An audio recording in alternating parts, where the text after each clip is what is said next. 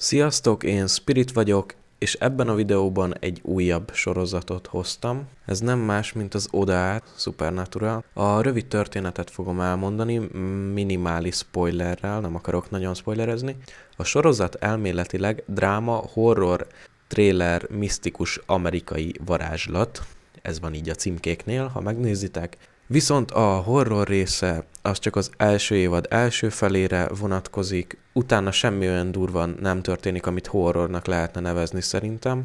És az első részben sem annyira, nem kifejezetten horror sorozatról beszélünk, de úgy tudom, hogy annak indult, de később kinőtte magát, és a mai napig tart, és nagyon sok rajongójuk van.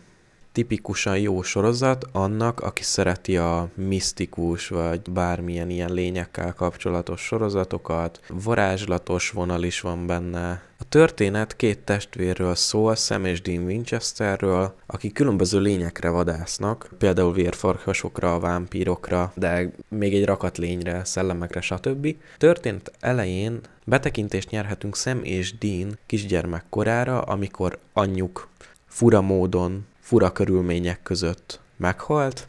Apjuk akkor tudta, hogy mi okozhatta a halálát, később a fiúknak is elmondta, így hárman közösen belefogtak a vadászatba Samnek és Deannek. A gyermekkora nagy része azzal telt, hogy vadászni voltak az apjukkal, folyamatosan készültségben álltak, megtámadhatták őket, ugyebár a lények. Sam Winchestert Gerard Padalecki játsza, és Dean Winchestert Jensen Ackles.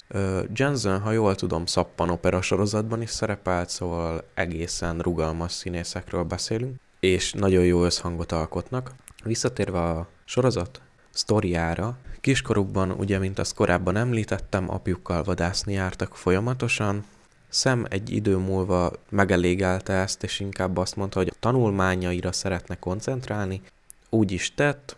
Az első évadban azt látjuk, hogy egyetemista. Mikor egy nap Dean felkeresi Samet, hogy jöjjön vele, mert apjuk elment vadászni egyedül, és nem tud róla semmit, több napja eltűnt, nem tudja felvenni vele a kapcsolatot, nem tudja hova ment pontosan, így a segítségét kéri. Sam nem akar vállalkozni eleinte erre a dologra, mivel ő kiszállt a vadászatból, de viszont később meggyőzi Dean, és a soron következő támadások úgymond befolyásolják a döntését. A sorozat jelenleg a 12. évadánál tart, és a 8. évad közepéig körülbelül szinkronos már, szóval aki nem szereti a feliratos sorozatokat, az nyugodtan vágjon bele, mert majdnem 8 évad szinkronos már, és hát ha valaki elkezdi, akkor lesz mit nézni, tényleg egy jó kis sorozatról beszélünk. Ez talán a legrégebb óta nézett sorozatom, 2011 vagy 2012 óta nézem. Samet és Deant a vadászatok során segítik barátok, ismerősök,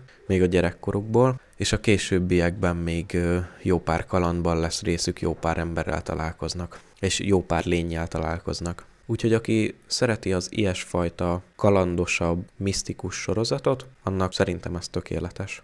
Köszönöm, hogy megnéztétek ezt a videót, ha tetszett, dobjatok egy lájkot, ha nem vagytok, még iratkozzatok fel. Én Spirit voltam, sziasztok!